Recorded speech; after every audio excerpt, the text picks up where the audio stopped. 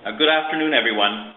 Welcome to today's webinar on EU General Data Protection Regulation, what Indian businesses need to know. Now, this new regulation is the most groundbreaking EU legislation in the digital era. It's scheduled to go into enforcement effective May 25th, 2018, and is expected to impact organizations across the globe with operations in the EU or dealing with EU citizens' data. What are the contours of this regulation and how will it impact Indian enterprises? Now, to share their insights on this, we're delighted to have with us Tanaz Buhariwala, Director at IDA Ireland, and John McGee, Technology Partner at William Fry. Tanaz will go first. As a quick introduction, she's worked with IDA for over 7 years. Along with her team, Tanaz helps Indian companies set up in Ireland and leverage their Irish presence to trade across Europe. Previously, she worked for the British High Commission in India, helping British companies do business in India and Indian companies set up in the UK. Over her 25-year career, Tanaz has engaged with MNCs, conglomerates, large corporates, SMEs, and startups alike, helping them in their plans for European growth. This has helped her develop in-depth experience in aligning company needs to business opportunities in the European markets. Some companies Tanaz has recently assisted expand their footprint within Europe include HCL, NIIT, Mahindra, mid-sized companies like BrowserStack, S&T, Biotech Vision Care, amongst others. Her other achievements lie in significantly improving awareness about IDA in Ireland in Indian business circles through multi-pronged and multi-platform activities. She's a commerce graduate from Mumbai University and a postgraduate in change management from the Open University, UK. Now, just before we begin, if any of you have any questions during the presentations, please feel free to submit them in the chat box given on the bottom right-hand corner of your screen, and we'll get to them at the end of the presentation. So, Tanaz, on to you. Thank you very much, Gaurav, and hello, everybody. Great to have you all join today's webinar. Without taking too much time, I'd like to share some information on Ireland and India. The ties between the two countries go back a long way, to the time when both countries were colonies. Since then, the two countries have seen great economic growth. Today, India is the fastest growing country in the world, while Ireland is the fastest growing economy in the EU. One not so common or well-known fact is that the Indian Constitution is based on the Irish Constitution. People do know that the flags of the two countries are the same color. Like in India, English is the business language spoken in Ireland, and Ireland also follows a common law system. Many Indians would have studied in Irish-run educational institutions in India, a legacy from the British times. And more recently, a very well-known fact is that the present Taoiseach, which is the Irish Prime Minister, is Mr. Leo Varadkar. He's of Indian origin. I represent IDA Ireland, which is the Irish government's foreign direct investment agency. We basically partner with a company on their journey to identify a European jurisdiction when they're looking to expand into Europe. There are many reasons why companies would choose Ireland, and we will very, very briefly touch on those. But regarding today's webinar, I wanted to share that IDA, through its discussions with Indian companies, have found that many a times there are areas where Indian companies would like to know more about what's happening in Europe. And we've been running knowledge dissemination series either through webinars or roundtables. And today's webinar is one from such a series. I thank the William Fry team for partnering with us on this journey, and to John McGee especially for taking out the time to address us all. Like I mentioned, there's not one reason why Indian companies or foreign-owned companies would choose Ireland. There are multiple reasons, and these would span, amongst others. So we do have the corporate tax rate of 12.5%. We do have a thriving R&D ecosystem, as well as 25% tax credits for R&D grants and support.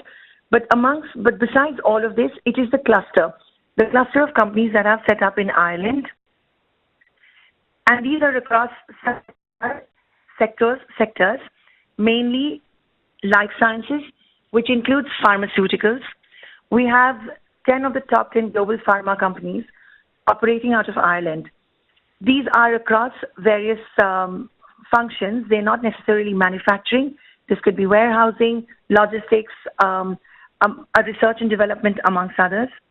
We also have a thriving medtech cluster with 13 of the top 15 medtech companies present in Ireland. We have leading engineering companies operating out of Ireland. Again, these could be manufacturing, R&D, providing industrial services or technology solutions, shared services even. We have the top 10 global IT companies in Ireland. We have 6 of India's top 10 IT services companies in Ireland. We have all the top 10 born on the internet companies in Ireland. And here's a snapshot of some of the logos of companies that we have in Ireland. In the financial services sector as well, we have our strengths, and more than 50% of the world's leading financial services firms have set up base in Ireland. And here's a snapshot of some of the Indian companies that IDA have assisted in setting up in Ireland. IDA Ireland team in India have worked with more than 90 companies to establish their presence in Ireland. However, we actively engage with over 40 companies and have worked with them right from identifying where in Ireland they would like to set up in. Before that, whether Ireland would make the ideal jurisdiction for them amongst other European countries. So we have worked with these companies to identify or to identify which location within Europe works for them. If it is Ireland, which one within Ireland, and then work with them on preparing a business plan, and then helping them register their company, find partners, tap into the ecosystem, and then financial support where applicable. There are many reasons why companies would choose Ireland. We've briefly touched on the clusters that we have. We do have the youngest workforce in Ireland, and we are part of the EU, the Eurozone. We're a committed member of the EU, and this is very important to note in today's age. And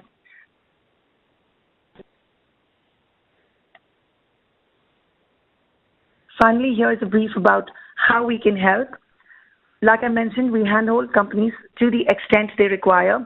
We help them with information, market information, competitive information on the industry, on other companies operating in their space. There's a lot of government support. The Irish government is a pro-business government, and testament to that is the over 1,400 companies IDEA have worked with very closely to set up and expand in Ireland. With this, I thank you all for joining today's webinar, and I'd like to hand over to John to deliver the second half of this session. Thank you. Thank you, Tanaz. We'll now switch over to John McGee, technology partner at William Fry. Work includes assisting organizations doing business in the EU in meeting their obligations with respect to data protection, privacy, and cybersecurity, and providing guidance on requirements relating to areas such as direct marketing campaigns, international data transfers, outsourcing, and privacy impact assessments and audits. John's a frequent traveler to India. He's a founding member of the Ireland-India Business Association and chairs its ICT work. John, please go ahead. Good afternoon, everybody, and good morning from Ireland. It's a pleasure to be talking to you all, and a pleasure to have such an interest in the GDPR from India. So a very good afternoon and a warm welcome from us here in Dublin. So seeing as we have a primarily Indian audience on the line this afternoon, I would like to start a presentation about GDPR with an unusual move of showing a rights field. So the reason for this is just to put into context how important data is for the modern economy in terms of India and Ireland and indeed globally. So what I'd like to do is present a visualization of how much data there is in the world using the example of a grain of rice. So if we imagine that 1 grain of rice equals 1 byte of data, we can say that 1 kilobyte would be 1 cup of rice. A megabyte would be 8 sacks of rice. And today, we're in the era of the zettabyte. And a zettabyte, believe it or not, would be enough rice to fill the entire Pacific Ocean. So I think it's clear that we are very much in the data age, and it's a hugely important driver of our economy. I'm going to mention a couple of times during the session this afternoon a report that we conducted in conjunction with Forbes recently in relation to big data trends. And one of the really interesting statistics to come out of that trend, to come out of that report, was finding that 73% of leading international companies who were surveyed as part of that report, 73% of non-technology organizations saw themselves as big data companies, companies who make extensive use of data in relation to driving their business models. So I think it's really important and a very interesting trend to know that data is not just for technology companies anymore. Clearly, technology companies, data is very much the lifeblood, but really this is an issue for all sectors. Some of the interesting statistics behind the 73% were, when we look into different sectors, the figures were even higher. So, for example, in the financial services sector, we found that 85% of financial service companies saw themselves as big data companies.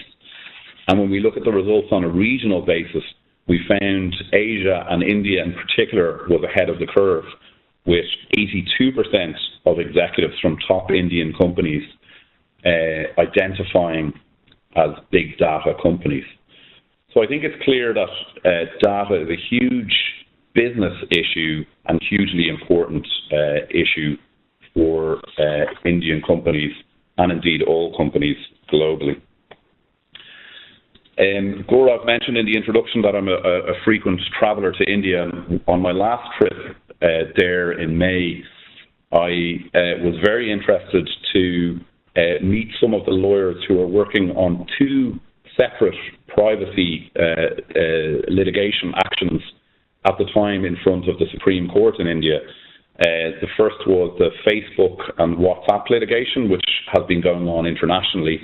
And the second was the very interesting privacy challenge to the Aadhaar biometric scheme and biometric card, which the Supreme Court have recently ruled on.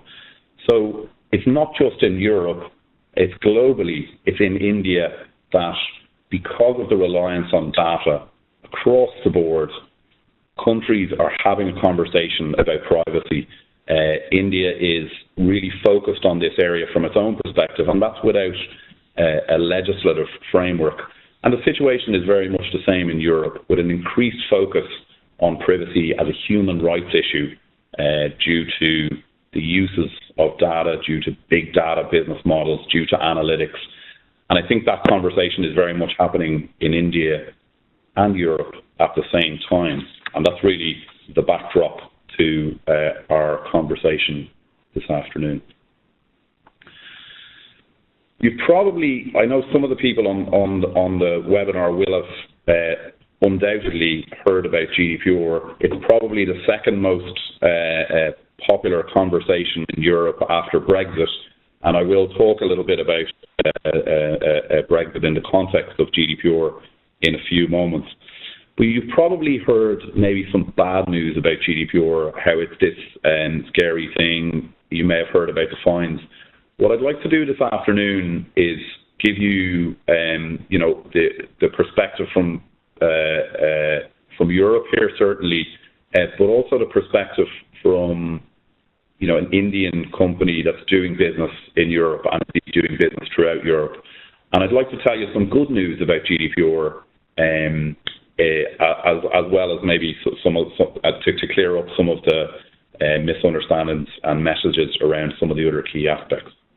So I think the first piece of good news around GDPR is something that it's really aimed to achieve, and this is the harmonisation of data privacy regulations throughout Europe. So the current legal framework in Europe, as many of you might know, dates from 1995 and a directive that issued at that time.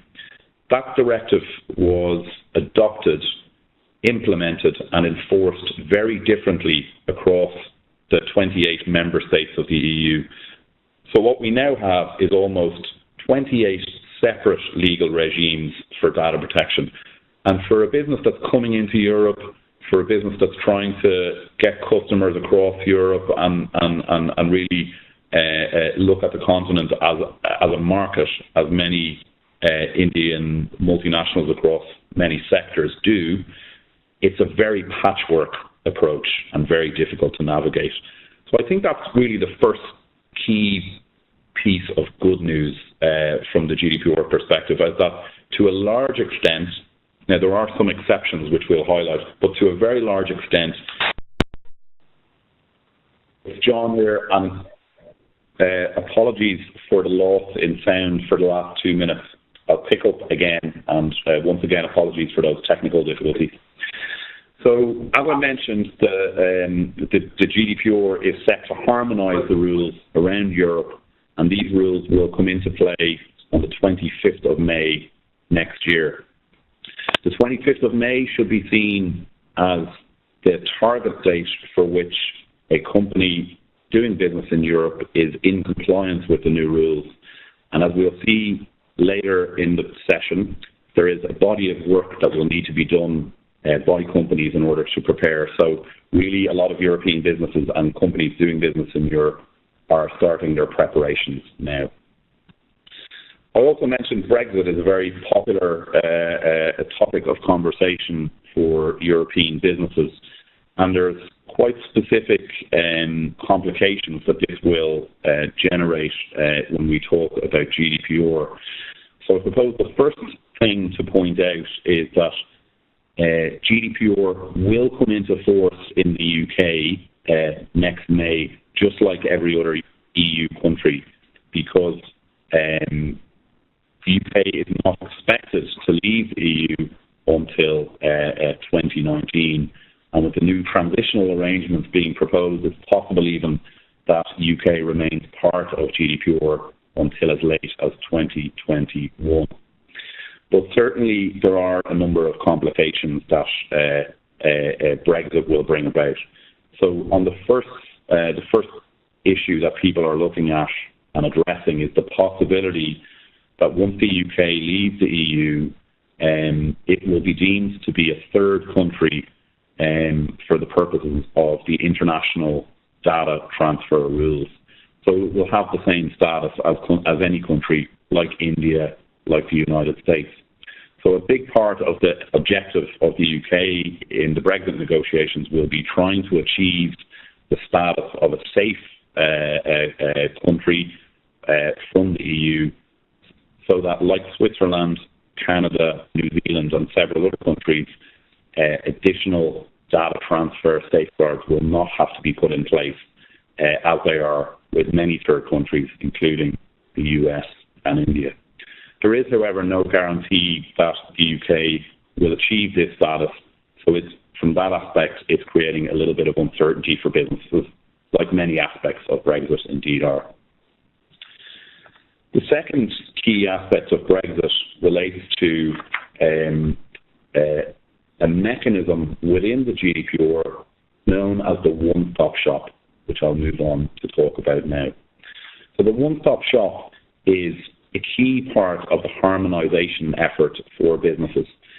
What it does is it creates a structure whereby a business who has a main establishment in the EU will get regulated for the most part by one supervisory authority.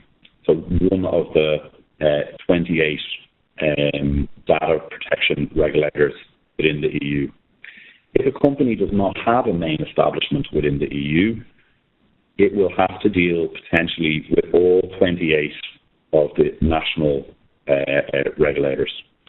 So many businesses are looking at the moment at GDPR from a location perspective and looking at where their operations are. So, for example, if a business main establishment is that does business throughout Europe is headquartered in India, or indeed in the UK, or anywhere else outside of the EU, it will not be able to avail of the one-stop shop mechanism. There are some rules around the establishment requirements. One of those is that the main establishment should be generally the place of central administration of a business in the EU. And from a data perspective, the regulatory authorities will look at where the likes of decisions on the purpose and means of data processing are made when they look to assess where the main establishment is.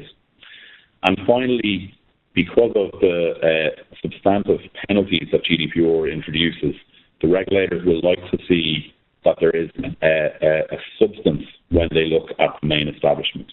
So this is something that we'll come back to later as a topic, but certainly many businesses from outside the EU or indeed in the UK are looking at their business structure within Europe and looking to see whether or not they're able to avail of the one-stop shop exemption by having a main establishment within the EU. So this is a key topic for now. One of the things we've probably heard about the GDPR as well is that it has broadened the territorial scope from the current data protection regime. And this is correct. So GDPR will bring into the fold some organizations who are doing business into Europe or indeed who are not established in Europe at all. So let's take it through all the different scenarios by which an Indian company could become subject to the GDPR. So the first one, and I guess the easiest one, is that if an Indian company is doing business in Europe and has a local establishment, then they will certainly be caught by the GDPR, just like they will be under the current rules.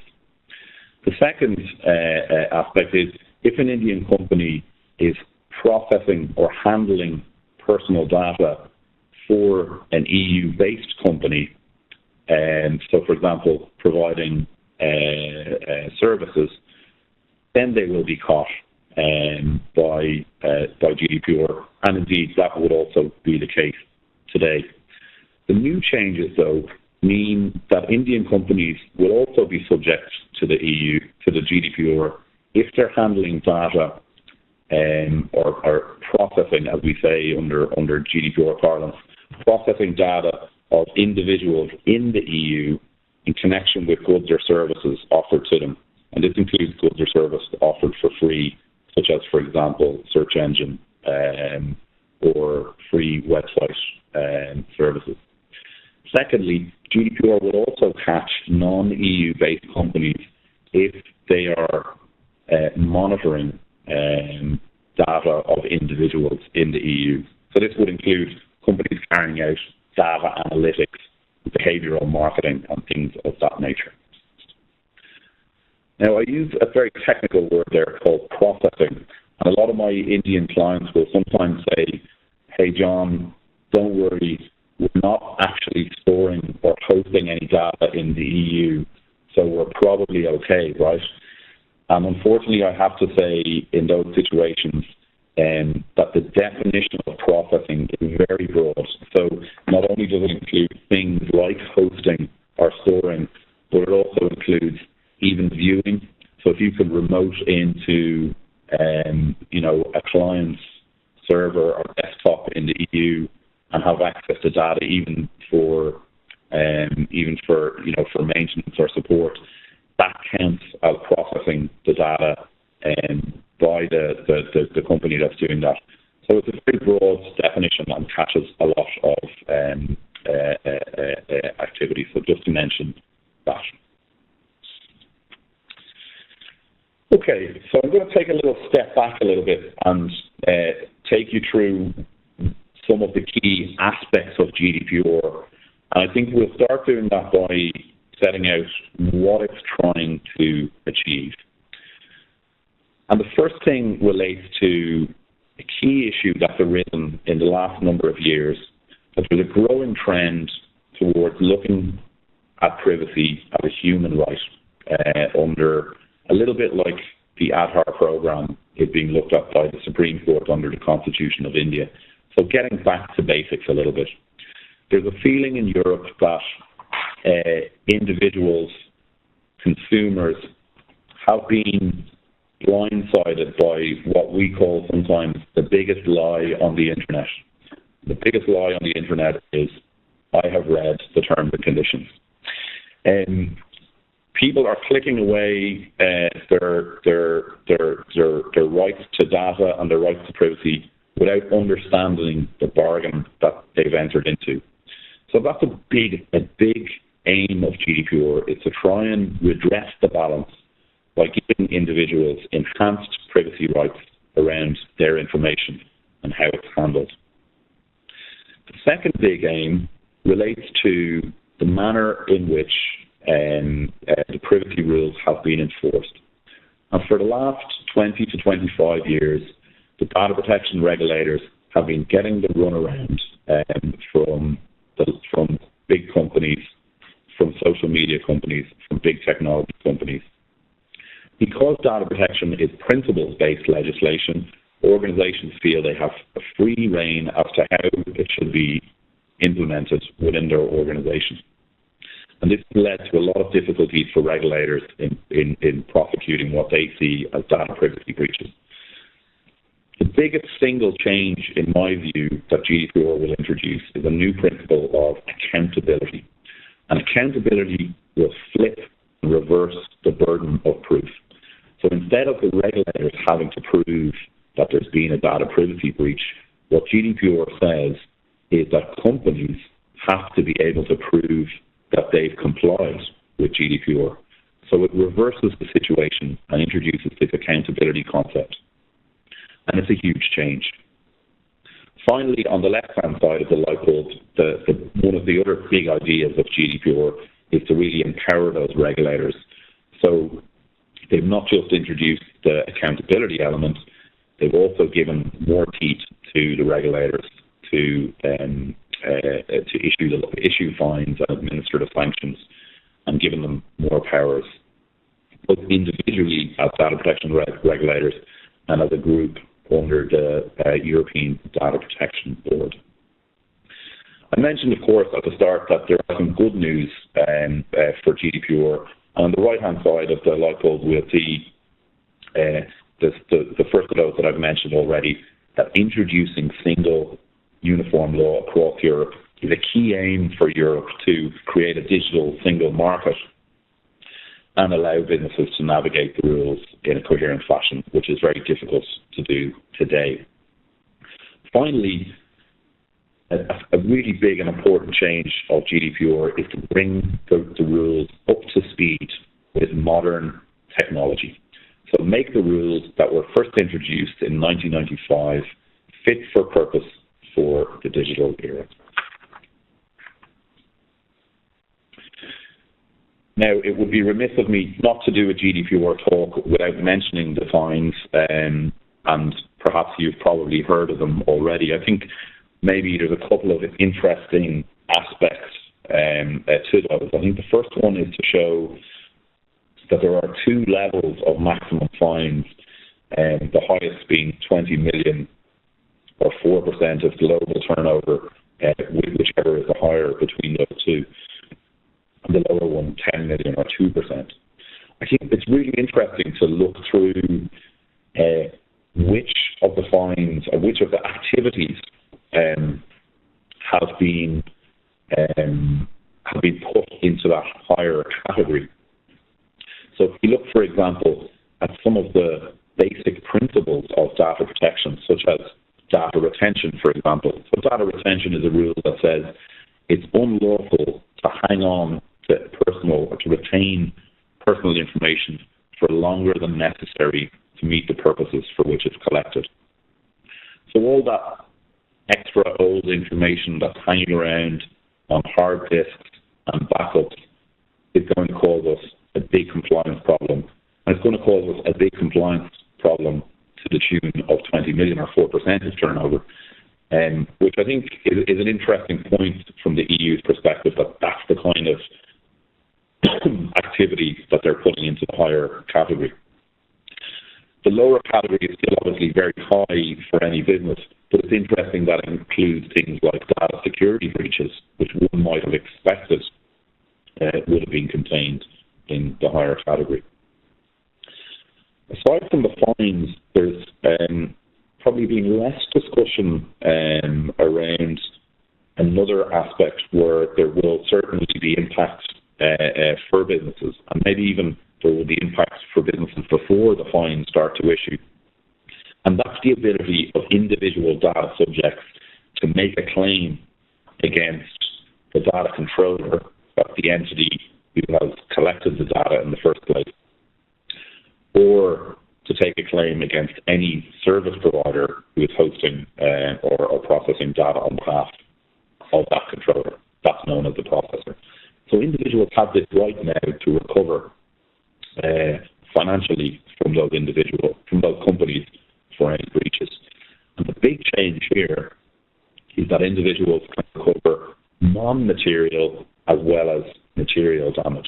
So non-material damage would be things like reputational loss or things like distress. So I think certainly the conversation here in Europe is that there's a big expectation, and indeed there's a facility within GDPR for the creation of class action claims that we think you might see some of these claims coming through, in Q2 or Q3 or Q4 next year, maybe even ahead of the big fines from the regulators themselves. So that certainly is safe to watch and to keep an eye on as GDPR gets a little bit closer. I'll move away from the bad news now. Some of the key impacts of GDPR that businesses probably need to start preparing for now are highlighted here. So if we go around the wheel starting on the left-hand side, I think one of the first things that a business can do is start creating records of processing activities. So this is a series of information set out in Article 30 of GDPR. It requires organizations to hold and to maintain like a data inventory of all the personal data it holds and several other categories, including the purpose for which that data is held, where it's stored, and who has access to it. A lot of businesses who are getting ready for GDPR will start their GDPR readiness project by starting to put together that data map and data inventory. So that's a really good place to start in terms of looking at a compliance project to be done by next May.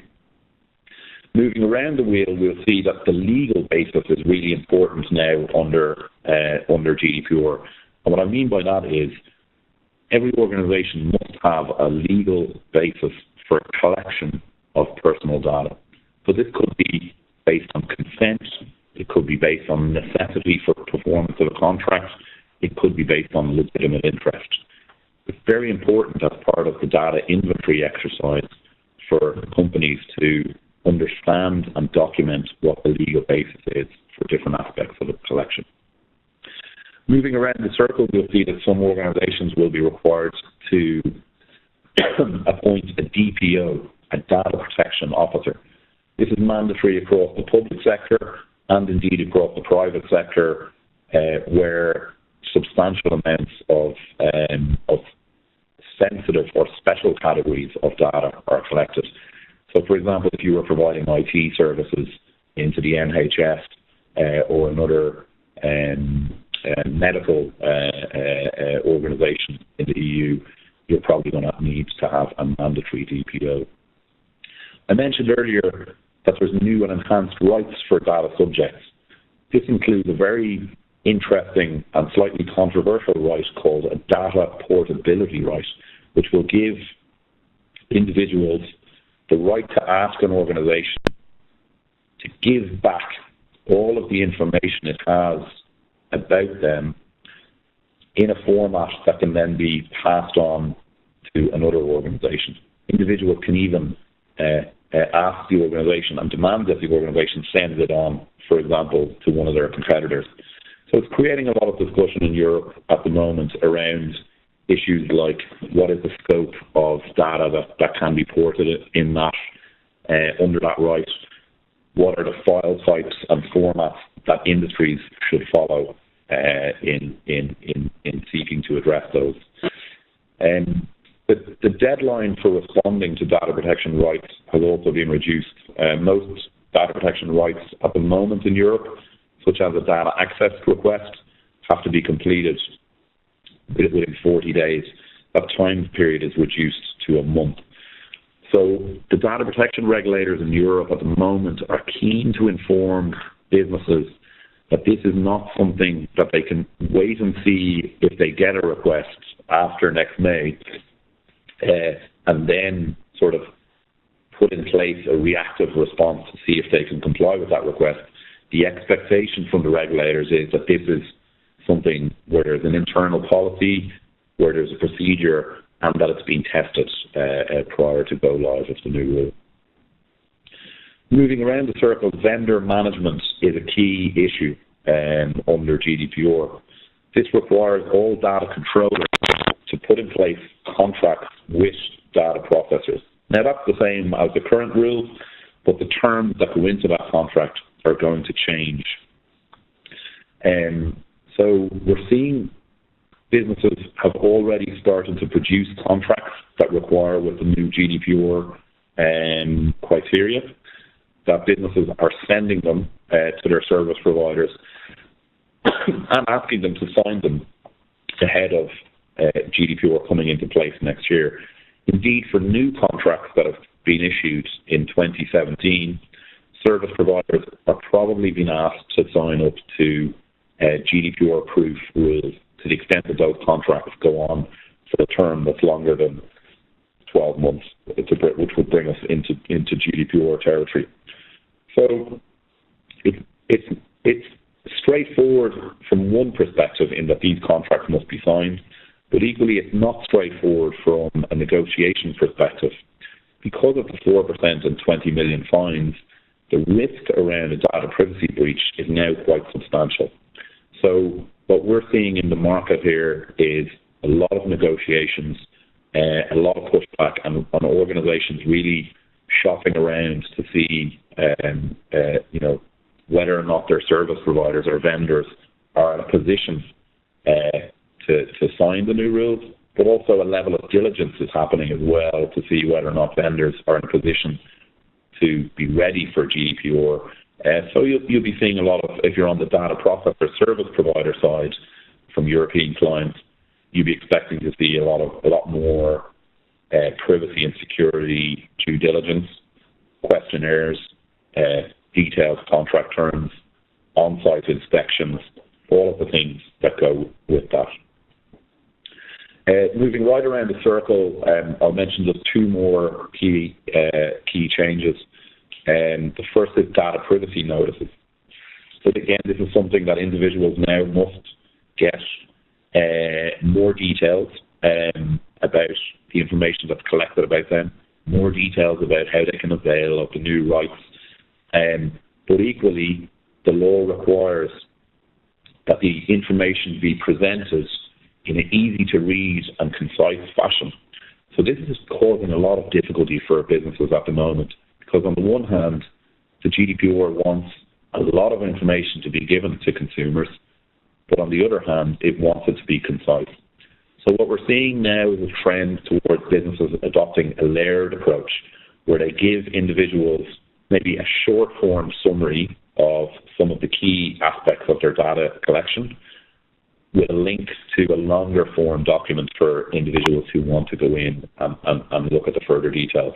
So that's a top compliance tip for those of you on the call. The final point I'll mention is mandatory data security breach reporting. Again, you're going to see this whether you're directly dealing with customers and individuals in the EU, and that can be employees as well when we talk about personal data, or you're going to see this being driven down through customers in the likes of contracts. And it stems from an obligation to report data security breaches to the regulators within 72 hours of the data controller being made aware of that. And it's a huge obligation for anyone who's ever been involved in a data security incident. You will know that 72 hours is a very short period of time. You may not fully understand, you may not even partially understand the full level of what has happened, yet alone the consequences. And to be in a position to be able to go to a regulator under pain of a 10 million fine if you don't go, and potentially a 10 or 20 million fine if you get it wrong, it's very, very difficult. So it's really important that organizations have policies, that they have procedures, and that they have those tested.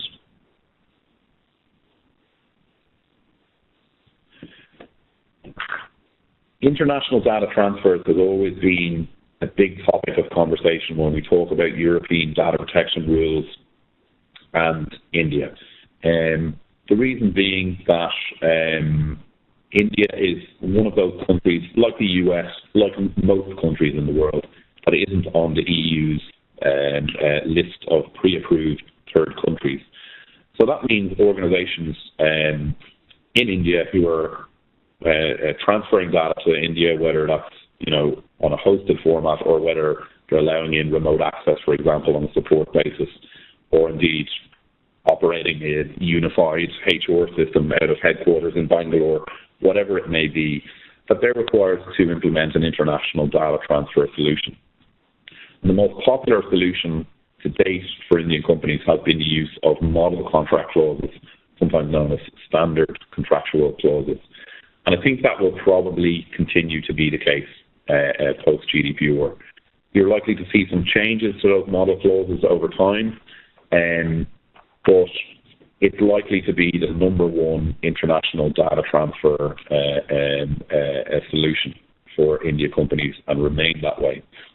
That said, there is a challenge, a potential challenge to the model clauses from an Austrian privacy advocate who has taken proceedings in Ireland against Facebook. And as part of that proceedings, the Irish Data Protection Commissioner has requested a review by the Court of Justice of the model clauses. We happen to be acting on the case for an industry body made up of Microsoft, Intel, and a number of other customers. And I'll be in a position, for those of you who are interested, to share the news next Tuesday, 3rd of October, as to whether or not that decision will go to the Court of Justice or not. So for Indian companies relying on standard contractual clauses or model clauses as its primary data transfer solution, should carefully keep an eye on those proceedings just to see if the situation changes. If the situation does change, there are other means available, such as binding corporate rules. So I think it's important for Indian companies who are relying heavily on that particular international data transfer solution to keep an eye on that situation. I'll come back to the Europe for Big Data report. And now that we've looked at the key impacts, I'd like to go back and maybe look at some of those other location drivers that businesses are looking at as part of data planning throughout Europe. I think one of the interesting things that report found was that of 200 top companies internationally who were surveyed, 2 of the top 5 location decisions are now based on data issues, including the regulatory data regime. So things like ease of doing business in a particular jurisdiction are important. Customer proximity is important. Tax is important.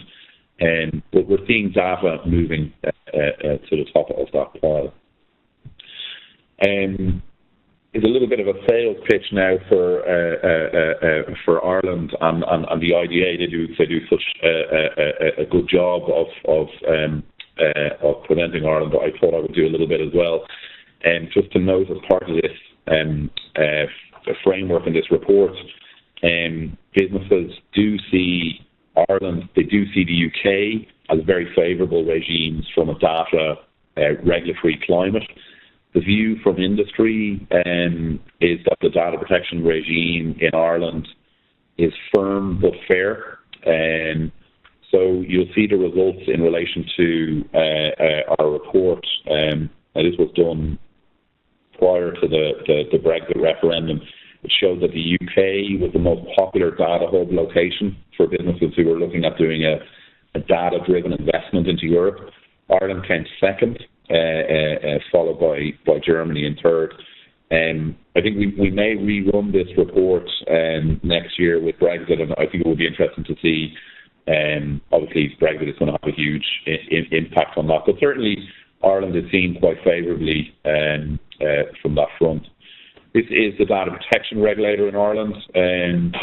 As I say, firm but fair seems to be the overriding aspect. It's quite a sophisticated data protection regime here. It's been invested in heavily. The staff have doubled in the last 3 years. The budget has doubled this year. So, you know, it's not a soft touch regulatory regime, but certainly it's the kind of regime that if you engage with it, if you have active dialogue with the regulator, you'll probably get a different result maybe than some of the data protection regulators in the rest of Europe, who sometimes do not engage in dialogue with organisations and then are very quick to issue a fine. So finally, just to sum up my thoughts on GDPR, there are onerous obligations on organisations, and there is an increased territorial scope, which I think will bring a lot of Indian companies into the regulation that may not have been forced to comply with it before. I think we're likely to see a lot of that being driven by customers in terms of the diligence and procurement aspects, and indeed as part of sales. And I think that's the note I'd like to leave on, is that I think an organisation that's able to show and able to demonstrate a sophisticated level of policies and procedures and understanding of GDPR is likely to win more business.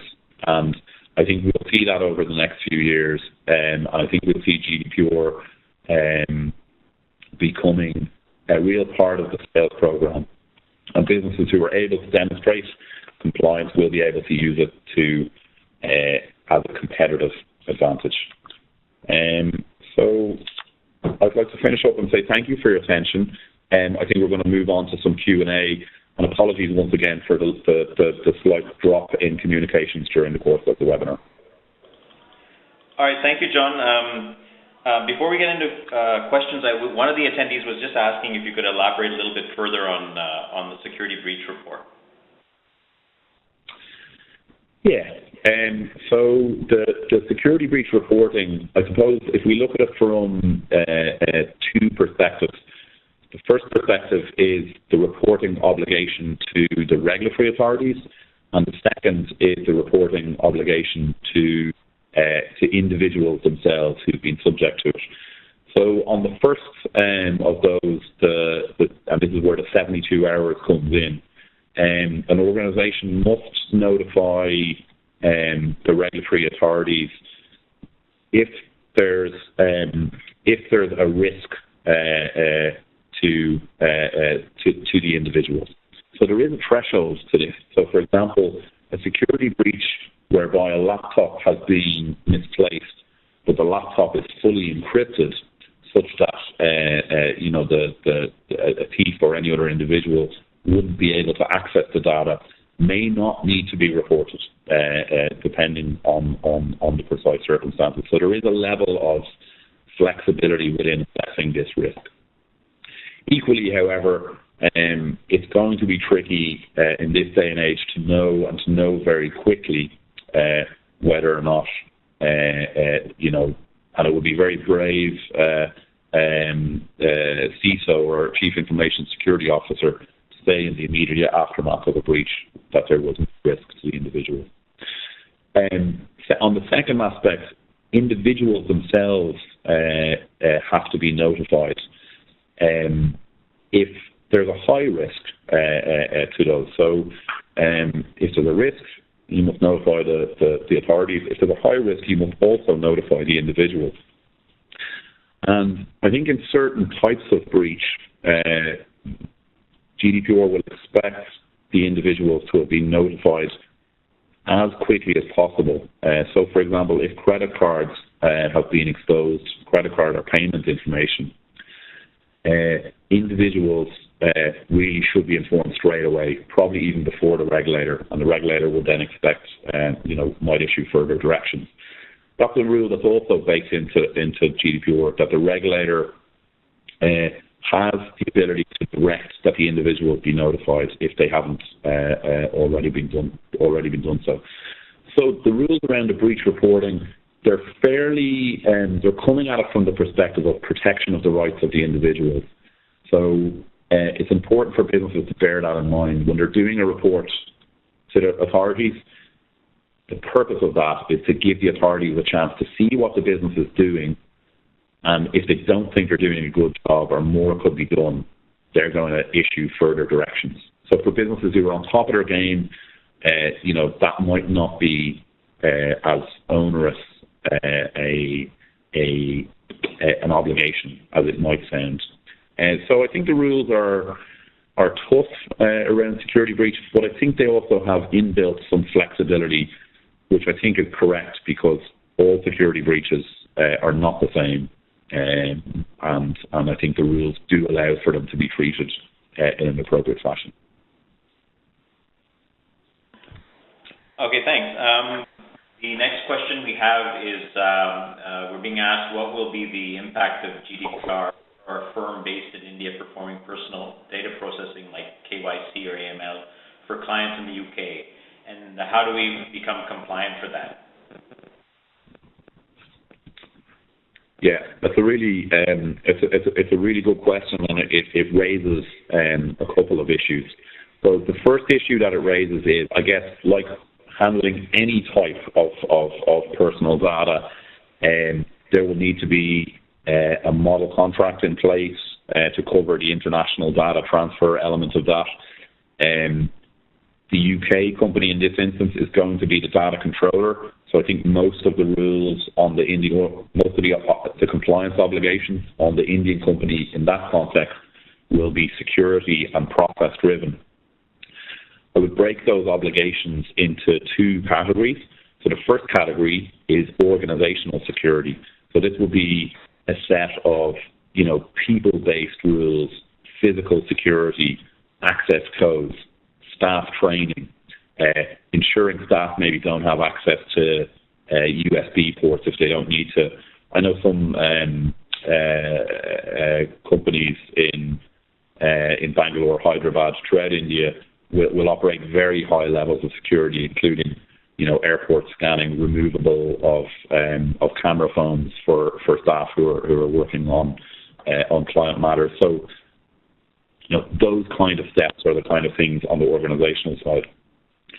That's in addition then to technical security, and technical security will include all the range of IT security that we have now, including password protections, firewalls, encryption. I think one of the key things that we now have with GDPR is it's not enough to operate those things, they need to be documented. So let's go back to that accountability principle. It's not enough now for the Indian organization to say, we do all the right things. Now they need to also write down how they do all the right things. So keeping a copy of all of those training programs, keeping a copy of the slides, having the policies documented, showing how the policies have been rolled out to individual staff members as part of induction. All of that is going to be required now under GDPR. The second interesting point relates to the fact that it's AML documentation in the first place. AML documentation can sometimes include special categories of data. So special categories of data include things like health information, information about an individual's racial identity, or information about criminal convictions. So sometimes AML information can include details about crimes, white-collar crimes committed by an individual. Funnily enough, some passports from certain EU countries might contain medical information on the photo page or opposite the photo page. This can be, for example, organ donation, medical information of that nature. If an Indian company handling AML has sensitive or special categories of data of this nature, basically the rules are even higher. And I think an interesting thing and a value add piece for the UK customer would be for the company who receives this information to go back to the UK customer and say, look, we received some copies of passports that we think have inappropriate or unnecessary information. Maybe we would like to introduce a training process and procedure to have that removed, because ultimately it's riskier for the UK customer in terms of their compliance, and that risk now will, at least in part, belong to our organisation. So I would be proactive about that kind of process and have some dialogue with the UK customer. I think the UK customer would be grateful for that level of engagement. Okay, thanks, John. We have a couple of questions that are similar in nature. One is, as a processor, they'd like to know if they'd like to take a remote access to a customer database in the EU from India, what are the controls needed to be considered? And similarly, if you want to migrate customer physical server located in EU to the cloud environment, what are the cloud controls needed to be considered? Okay. Yeah, that's a good question. I guess the answer to the first question about remoting in is it's identical to what I just described on the answer to the AML documentation. So even if the data never actually hits the servers of the Indian company, you've just remoted in and you're reviewing it on screen, that still counts as a transfer, so you still need the model clauses. I guess you would still need the physical security because it's visible on a screen. I guess you would still need all the technical security, because you're remoting in. There might be some additional training required there, because if the staff operative who is remoting in, potentially they have access to other functionality within the customer database locally, there will be probably additional training, additional supervision required of those individuals, but more or less it's all of the same controls and obligations. And equally, one thing I didn't mention in the previous answer is if you go back to the records of processing activities, that applies to controllers and processors. So that company would have to sit down, do the data inventory, list the types of information that they're likely to be seeing as part of those remote accessing pieces. Gaurav, what was the second question? Apologies. It's this regarding migrating the physical server of data in the EU to a cloud environment. So what needs to be considered before migration? Yeah. So I guess the biggest issue we see, I was talking to a lawyer in Amazon recently trying to negotiate their model clauses for a customer. Not an easy thing to do, by the way, with some of these big cloud providers. But one of the interesting things they say in the cloud industry, is that Amazon is responsible for the security of the cloud, but the customer is still responsible for security in the cloud. So I think sometimes we have a misconception that once we hand over to the cloud, we don't need to worry about security anymore because that thing is secure, and Amazon or Microsoft or whoever it is that's the cloud provider is handling the full lot. I don't think they are. They're responsible for the security of the cloud, but we as a customer are responsible for security in the cloud. So I think that's important in relation to the cloud element. Second thing I think is really important on the cloud element is there's probably lots of potential for international data transfers. So even if you're using a jurisdiction or a regional cloud environment, I think Amazon and others are going to start looking at the UK as maybe a standalone cloud environment, because what Brexit is going to do with the EU is create UK rules, and Indian businesses will need to have a UK strategy, obviously, because that's going to continue to be an important base. But also, then we're going to have a separate sort of EU rules, and again, Indian businesses, I think, will probably need to have both a UK and an EU data strategy. I think as part of the EU data strategy, it is important to ask the questions, so not just where the primary hosting is carried out by the cloud provider, but also where's the secondary hosting, where's the failover, is there an ability to remote in from internationally? If there is, that creates notification obligations for individuals. So, for example, if we're migrating to a cloud environment for our EU staff, and we're operating across the EU in any sector, we need to make sure we write into employee contracts and employee handbooks to say your data may be processed outside the EU because we're using cloud environment. So these are the kind of things that need to be looked at. It's not just always as simple as let's move to the cloud. Sometimes it can create certain kind of obligations in terms of notification, in terms of contracts, in terms of vendor contracts, and in terms of due diligence. So it's important just to think all that through. In most cases, a cloud migration can always be done in compliance with current and GDPR rules, but it does need a level of planning to get it right. Okay, thanks. We've run out of time, but we'll just take one last question.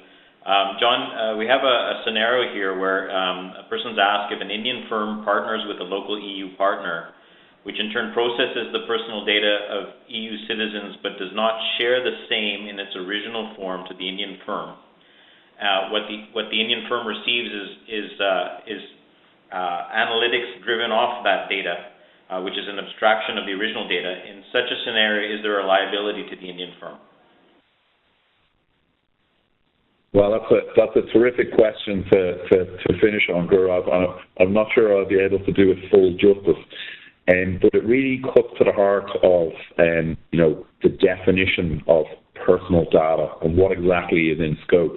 So that definition means information about an identified or identifiable living individual.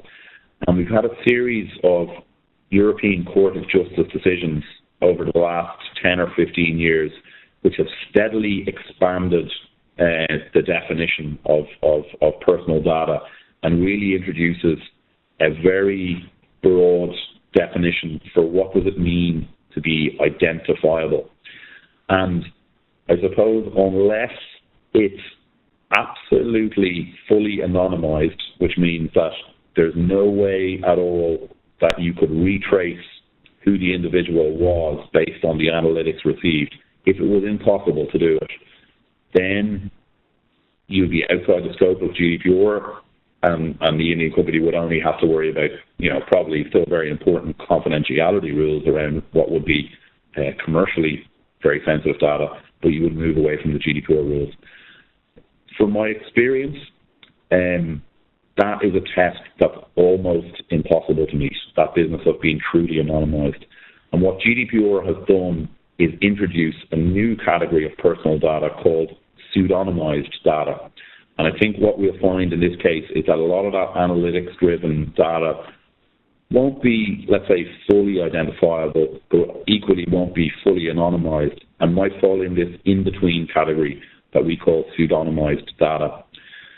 I guess one of the bits of bad news is that GDPR still applies to pseudonymized data, but the good news is that it's recognized within GDPR as a very important risk reduction measure. It's recognized as a very important security measure, and there are some specific rules around pseudonymization that businesses must follow, including a process to make sure that the re-identification key is kept separately so that it's not easy to re-identify without a formal process having gone through. So I think it's probably safer to treat it like it is personal data or pseudonymized data and to follow the rules.